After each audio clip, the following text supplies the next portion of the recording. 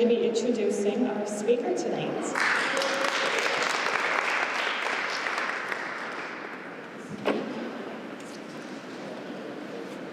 Thanks, everybody. Thanks for coming. We have a great speaker tonight, and a very dear friend of mine.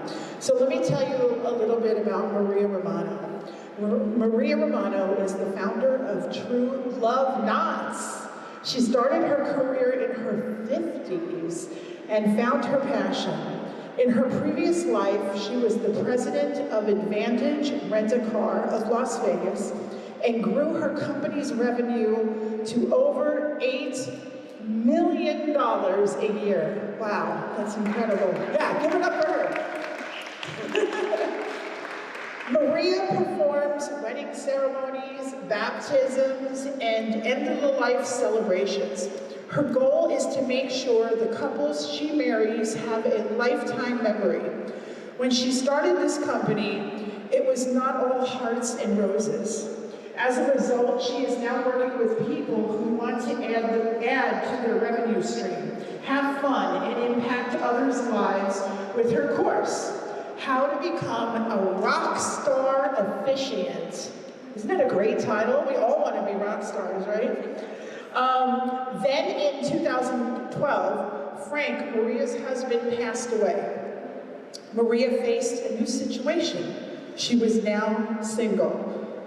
Because of her experience, she talks to people about finding love again, which her love for weddings and helping people to get back into dating motivated Maria to share with people the power of loving your way to the top. This is principles to change cultures in business, to adapt more love along with empathy and compassion in the work environment.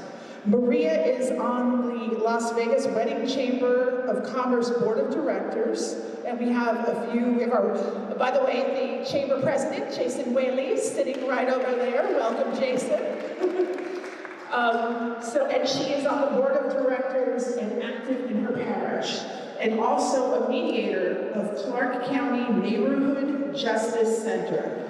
Maria's mantra, gotta love it, success is loving yourself, loving others, and loving what you do. Ladies and gentlemen, please help me welcome Maria Romano. Yes, come on. High five, everybody. High five. Woo! Come on over there. Guys. Woo! Oh, you are my rock star, but you know, you're making me walk around with my heels. Oh my gosh, I should have brought my slippers. Hi, everybody. This is so exciting. So I want you to know yesterday, when I walked into this room, the energy, the love was flowing. And with everyone here tonight, I feel a lot of love, don't you? You got to send out some love signals. But you know what? Speaking of love, take a moment. You're all in the hospitality industry. You have a love for this industry, right? First of all, aren't we the greatest city for that? For events? Come on, give it a hand. Look at what those aces did yesterday. Oh my God, aren't we proud of them? And our city has been gearing up now that we are going to be so busy. And all of you are in a great industry because of that. And you have a love for it. But let's face it, is this a 9-to-5 job? Come on, if anybody said to you, you're going to work 9 to 5, no can do, right? Because, again, you have a passion for this. And you probably gave up a lot of holidays with your family because of your industry, correct? Because of the love. You probably missed a lot of events with your family because you have a passion. It's called hospitality, making people feel comfortable. And you know what? You got to give yourselves a hand for that. And when you go home tonight, make sure you kiss all your family members because they put up with you. But you know, I also have a love for the hospitality industry too. And it started when I was young. So I come from a big Italian family. Then there's always an Anthony and Maria. Who do you think the Maria is? And I can recall having family dinners around the dinner table. Now, Italian families, we have the regular wooden tables, and we put a lace tablecloth on there, and then we add the card tables so the kids can sit, and you sit around, right, and you're eating and drinking, and you're talking, well, really shouting at each other. Did you ever do that as a kid? Italian families, we did that as well. But also another fun fact about me is I'm a Bronx girl. Anybody from the Bronx? Nobody from the Bronx, New York, back east? We have the best pizza there. But also, I want to share something else. You heard Jody talk about the car rental company that I was involved with 36 years. I started in that industry with my late husband. But you know what? It was not my passion. My passion is what I'm doing now. I love what I'm doing now because I have a love for hospitality. I have a love for making people feel comfortable, not just in the workplace, but also when you come to my home. If anybody's been to my home, they know you want to stay. Sometimes I have to have everybody sleep over. But that's what hospitality is all about. And that's what we're here to talk a little bit about. And that's how the power of loving your way to the top was birthed. Now, you might be saying, what does she mean by the power of loving your way to the top? Now, I'm not talking about sleeping in the bedroom. That's another talk. Tonight, we're going to talk about how you can be more successful, fulfilled in 2022 and beyond. And because, again, we're in a city where the events are going to grow. So I'm going to break down for you the power of loving your way to the top. So the power means you. You have the power. You have the choice. Loving means extending empathy, caring, and understanding to others. Your way in a way that fits you. And to the top means achieving the level of recognition, self-worth, and success that you desire. So loving in the way to the top means you have the power within you to extend empathy, caring, and understanding to others in a way that fits you so you can achieve the level of recognition, self-worth, and success that you desire. Now, folks, there's lots of ways to the top. However, when you choose the path of loving your way to the top, I guarantee you're going to feel fabulous. So let's talk about love. I personally feel that love is undervalued. And I know for sure that love is undervalued in the workplace.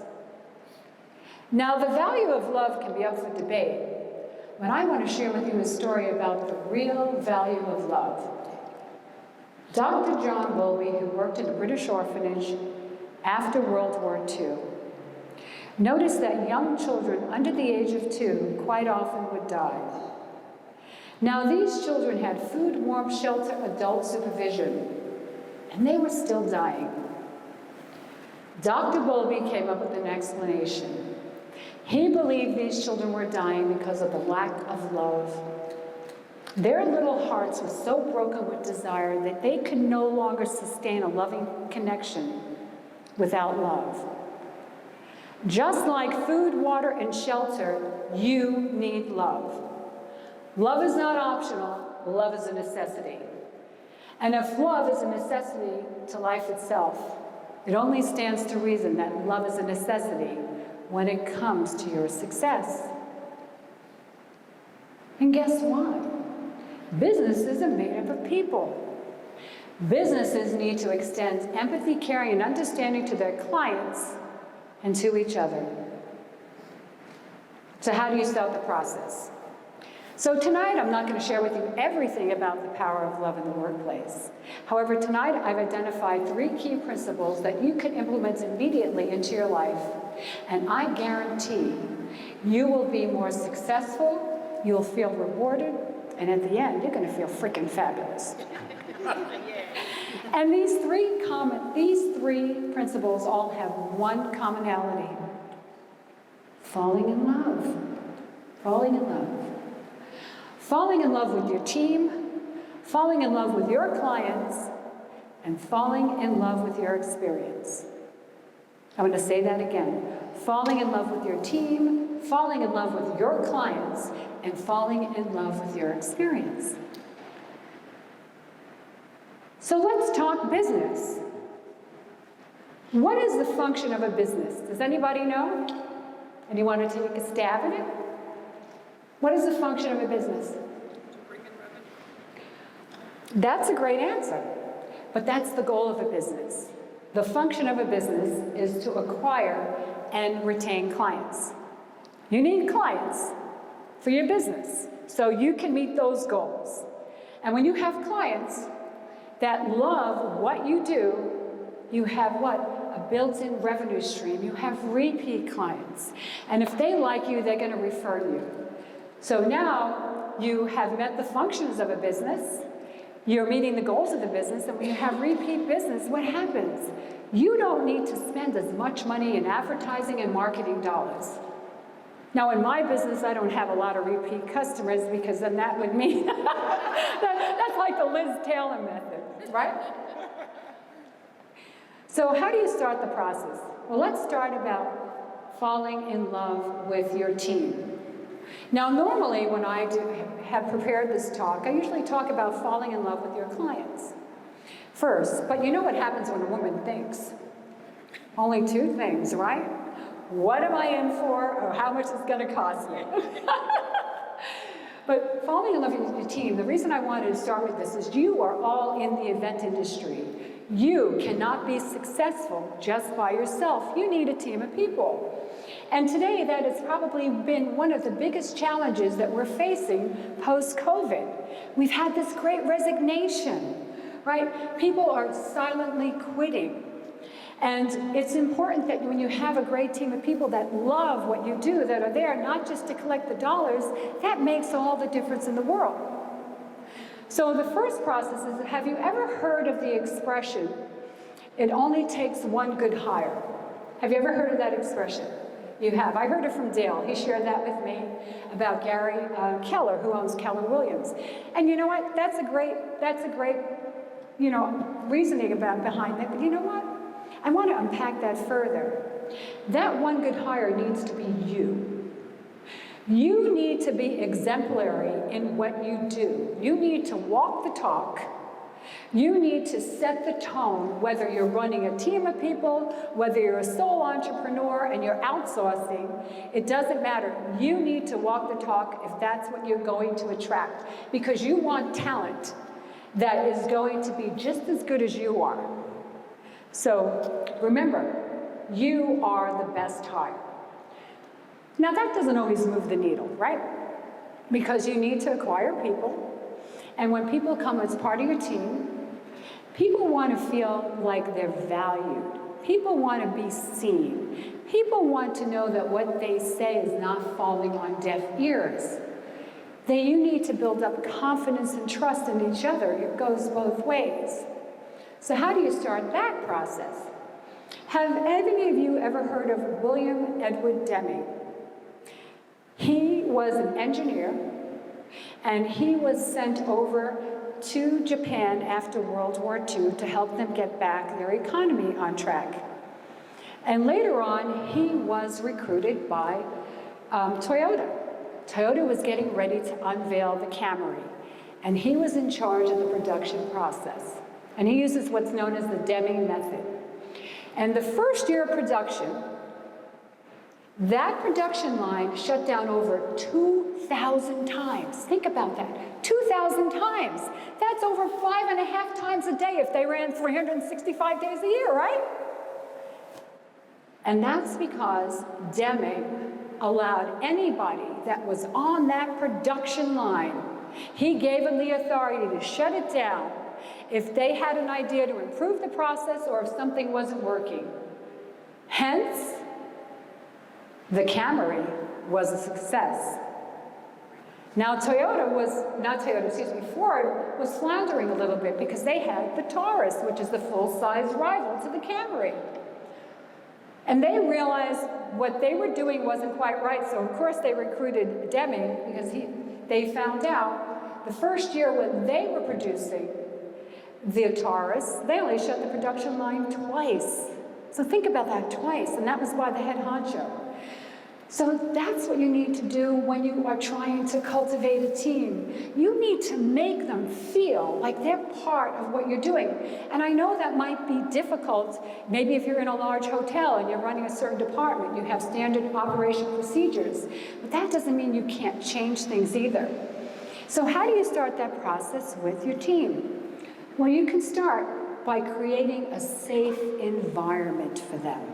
A safe environment where they feel when they walk into a meeting room, they walk into a break room, that they feel comfortable sharing whatever is on their mind. Now, I know that most companies have a suggestion box. Do you have a suggestion box in your company? Get rid of it. It's antiquated. How about doing something else a little more creative? How about taking chalkboard paint and painting one wall and leave chalk up there and have people write their ideas down? Tell them to write their ideas, or do a post-it wall if you don't want to use chalkboard paint. But you want to create that safe environment for them. You want them to feel like they're part of the team. You want to encourage them to dream. Don't send them for coffee breaks or cigarette breaks. Tell them to go take a dream break. Tell them to dream about how we can make the process better. And that's going to make all the difference in the world. Now, listen, they might not do it right away. It's like being married when you ask your wife, what's going on? I'm fine. What's going on? I'm fine, right? You might have to nudge him a little bit. But that's an important part of the process. Again, when a team feels that they're seen and heard, what they have to say is valued, that's compassion. And what happens is, they'll do anything for you. Anything. That means you'll have more productivity, creativity, and maybe more cohesiveness, because who wants to put fires out when people are not getting along? So create a safe space for them. But now let's unpack this just a little tiny bit more. This is where a lot of leaders and managers fall short. Extending empathy to your team members. And we all know that life happens, right? We all know that people have situations that occur. So let's say, for example, Amy comes to me and says, Maria, I need time off. My grandmother is ill. I don't think she's going to make it. My mother needs support. And I look at her and I say, oh, wow, I'm sorry to hear that. My grandmother passed away too. How old was she? Oh, she was 93. Oh, she lived a good life. That's sympathy. You've done nothing. I've done nothing for Amy. She's figuring, okay, she doesn't really care. Now, if we flip that script, and Amy comes to me with the same situation, gee, my grandmother is dying, and I look at her and I go, wow, I can only imagine how you feel. I'm sorry. Pause. If there's anything I can do with the team, let me know and keep me posted. Do you know what happened by just extending that bit of empathy, that tiny bit, by flipping the switch? I have somebody that's indebted to me for life because I cared. And if you want to learn more about empathy in the workplace, Brené Brown, you don't have to pick up her book. I just read Atlas of the Heart. It's a great book. However, I will tell you, she really moves the needle, and we need to really bring in more empathy. So when you do so, when you bring empathy, compassion, and understanding to your team is ready, right? They're ready to rally around you. So now you have this great team. So now you need what? You need customers. You need to fulfill the function of a business. So let's move on to falling in love with your clients. And this might sound very easy. So maybe some of you wear dual hats. You're the salesperson. So somebody comes to you for an event, maybe DJ, photography, whatever it is, wedding officiant, and you sit down with them and you talk to them. And you find out their needs, and then all of a sudden, you put on your salesperson's hat. And you pull out your computer, and you might show pictures, right? You might pull your phone out. What happens there is you're too busy talking about you. You're making it about you. You know what that reminds me of? A bad date. Have you been on a bad date? I'm the queen of them. You go on a bad date, and all the person does is talk about how great they are, you're checked out, right? The same thing occurs sometimes we put that salesman's hat on and we forget to shut it off. But if you actually take the time to listen to your clients, and I mean really actively listening, by even repeating back and restating what they say, do you know what happens? A client doesn't buy from you, remember. A client doesn't buy from you when they understand you or your service. A client buys from you when they feel you understand them. And when they feel you understand them, they're going to buy from you based upon not what they need, but what they want. It's based upon emotion. You need to court the client. I mean, do you go out on a date and say to the person the first date, we're going to get married? Absolutely not. So you need to court the client. And that's important by actively listening to them. And when you do so, the client is going to fall in love with you. And that's important. Now, actively listening might feel like, oh, that's easy. I do that all the time. Okay, really? You're married, Gary, right? Your wife, if I were to ask her, do you listen? Is this your wife? Does he listen to everything you say? Okay, I'll rest my case. All right. See? You need to start at home. Absolutely. You need to start at home. Okay. Did I start a fight? Okay. No, but support your business, but we are not married, Gary. Okay, I'm sorry.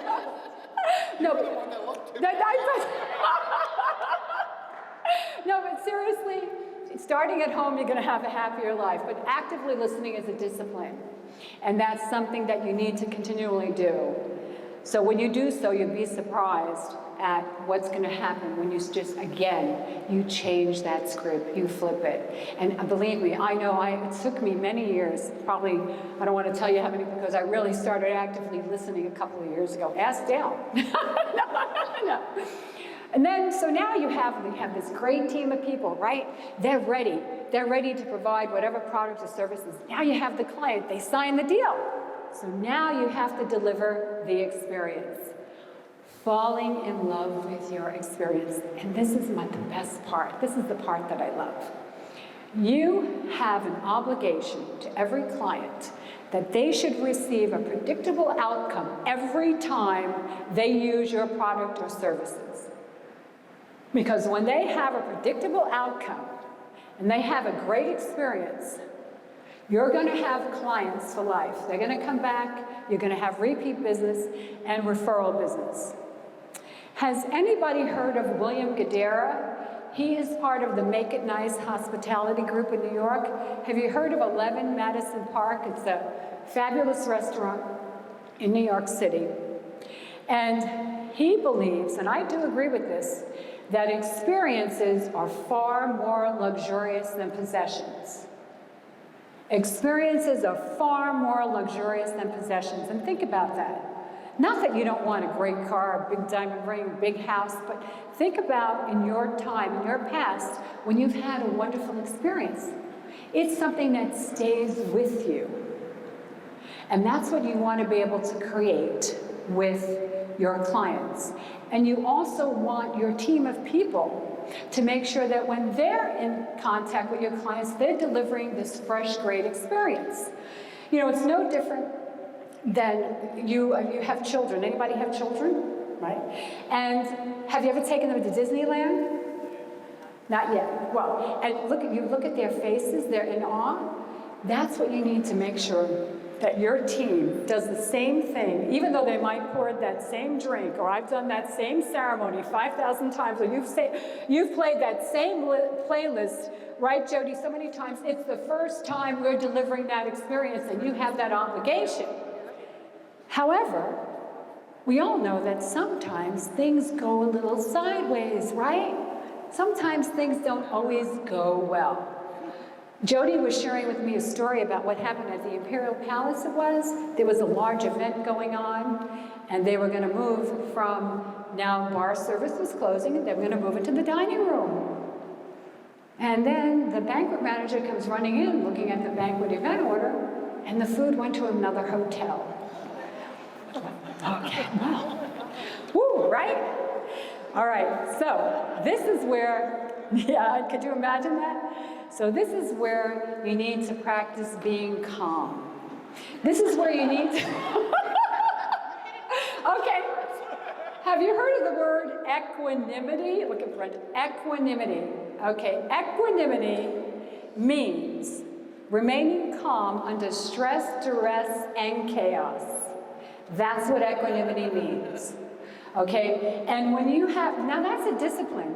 Remember, actively listening is a discipline? Remaining calm and being equimonious. I don't know if it's equimonious. I mean, I looked up the word to spell it last night. I mean, I'm familiar with the word, so don't ask me how to spell it because I flunk spelling. But equanimity is something that's a discipline. And think about that. The best analogy I can give you is about 15 years ago, I hired 2 new manager trainees that were working the night shift. And they were going to have more customers than cars. So leaving 2 people new, right? Greenies at night, first of all, is a disaster. Think about that. The next morning I walk in and I said to Chris, Chris, tell me, how was your evening? He goes, oh, Maria, it was awful. He said people were screaming at us. They were upset because we didn't have cars. They stormed out. They'll never use us again. And I said, oh my gosh, I'm so sorry to hear that. And then I turned to Alex.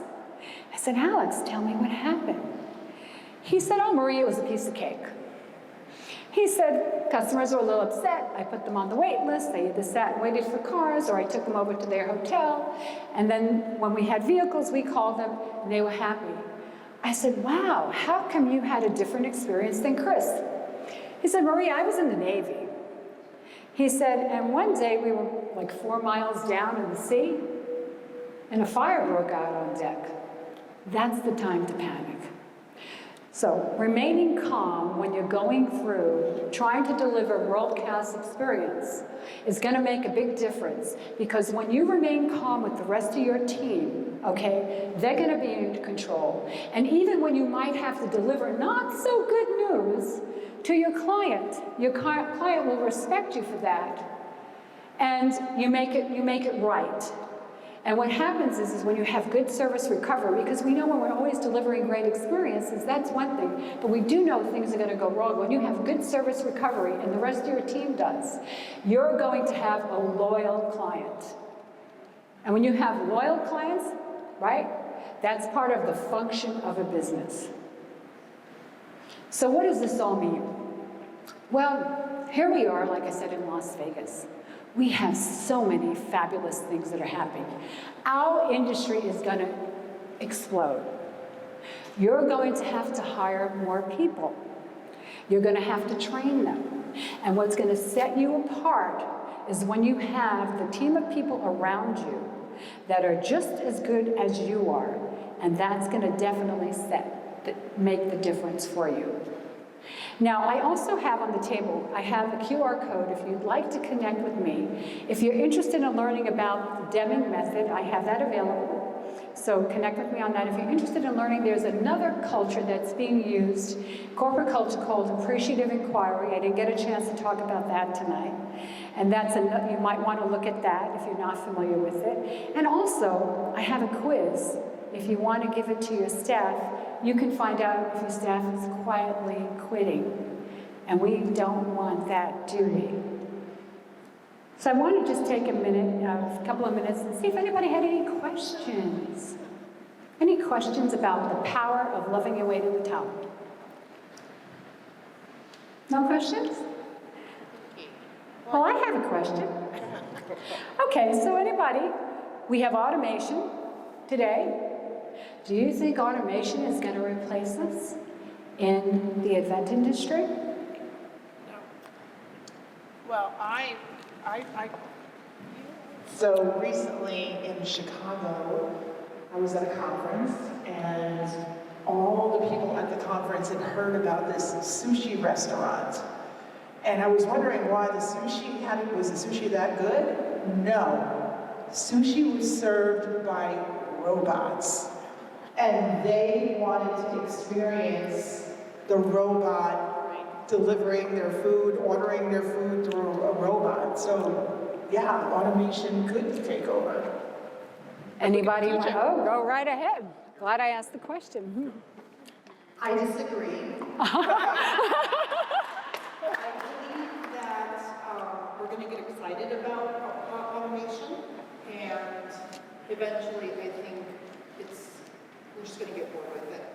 So that sushi restaurant, now it's going to become 50 sushi restaurants. We're going to be looking for that human component. I experienced the robotic bartender on the Royal Caribbean ship, and I couldn't believe how much time we just spent staring at this thing. But the truth of the matter is, how long after, you miss having that person there, you miss somebody for you to talk to at the door, you miss that communication and that human factor.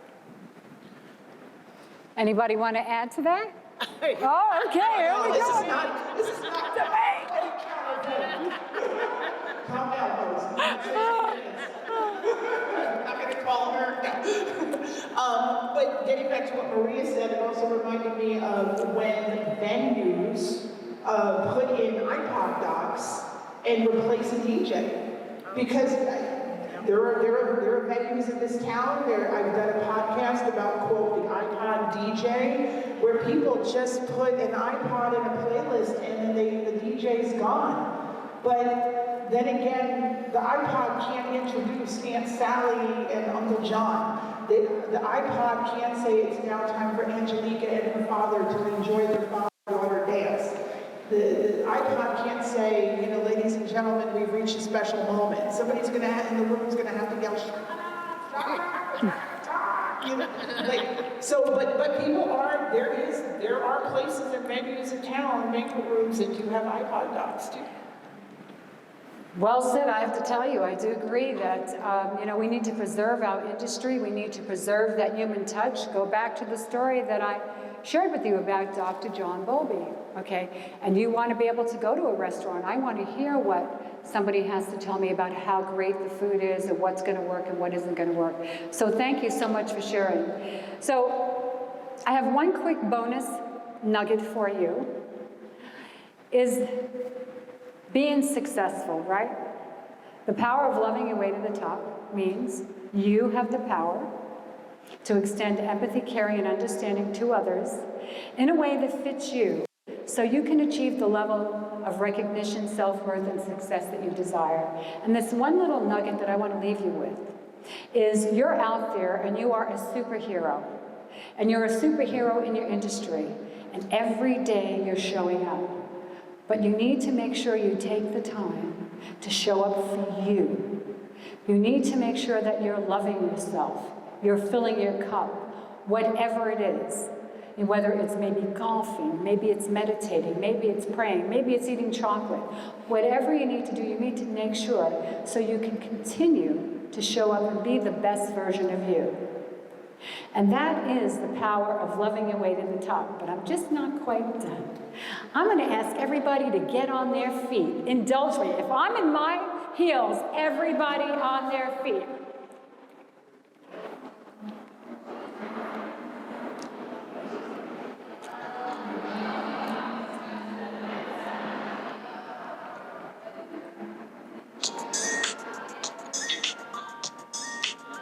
Catherine, where are you? Are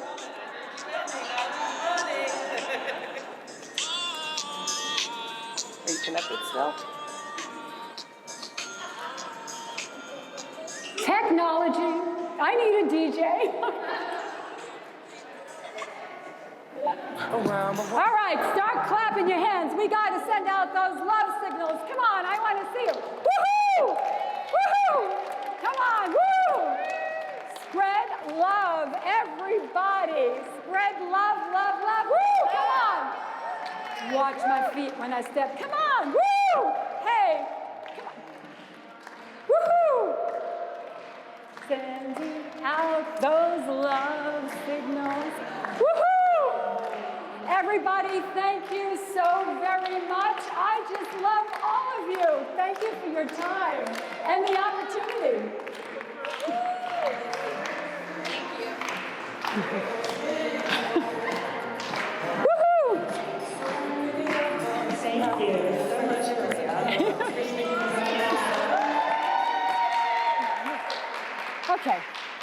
Thank you for helping me.